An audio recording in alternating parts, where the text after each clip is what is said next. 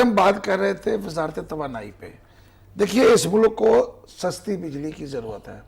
سستی بجلی ایک ہی ذریعہ ہے اور وہ ہے پانی, جو ہمارے پاس پورا گلگت سے لے کے اور کالا باغ تک وافر ہے. آپ ڈیمز بناتے ہیں پانی اکٹھا کرنے کے لیے, بجلی پیدا کرنے کے لیے, دونوں کے لیے. لیکن خاص طور پہ کے پی میں تو درجنوں نہیں بے شمار مقامات ہیں جہاں پہ آپ 5 سے لے کے 100-200 میگا واٹ تک, 100 میگا واٹ تک بجلی جو ہے وہ صرف اور صرف پانی کی اس روانی سے پیدا کر سکتے ہیں جو کہ وہاں سے اوپر سے پہاڑ پہ آ رہے ہیں, جس کو کہتے ہیں run of the river. Run of the river جی.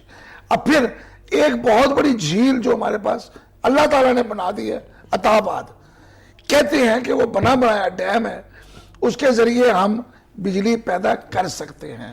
ابھی تک کوشش نہیں ہوئی. کاش کہ کوئی چائنیز یا کوئی اور اتنے عرصے میں تو کر لینی چاہیے تھی.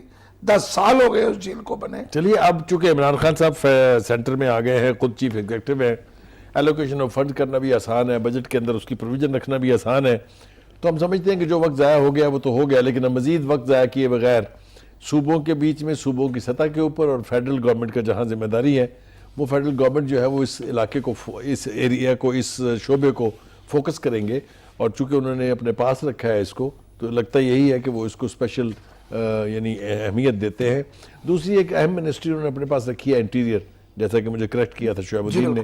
انٹیریئر بھی بہت ہی امپورٹنٹ منسٹری ہے. اس کا تعلق ہے فوج کے ساتھ, کوارڈینیشن کے ساتھ, تمام اداروں کو ایک ساتھ لے کے چلنے کے ساتھ, نیشنل ایکشن پلان کے ساتھ. بہت زیادہ مطلب ہے یہ وہ منسٹری ہے جو لا اینڈ آرڈر اور اینٹی ٹیررسٹ یعنی ایک ہماری اور خواہش ہوگی کہ عمران خان صاحب نیکٹا کو بھی ایکٹیو کریں. وہ اس کا حصہ ہے نا, بڑی ضروری ہے وہ نیشنل نیکٹا کا ایکشن ایکٹیو پلان تو کرنا, اسی کے ذریعے امپلیمنٹ ہوگا, ادروائز ہو نہیں سکے گا صحیح. تو میرے خیال سے یہ منسٹری بھی اپنے پاس رکھنے کی وجہ یہی ہے کہ اس کے اوپر جہاں فیصلوں کی کمی رہی ہے پہلے, لیک آف ڈیسیجن کی وجہ سے معاملات لٹکتے رہے ہیں, وہاں اب مزید تاخیر کیے بغیر اس کے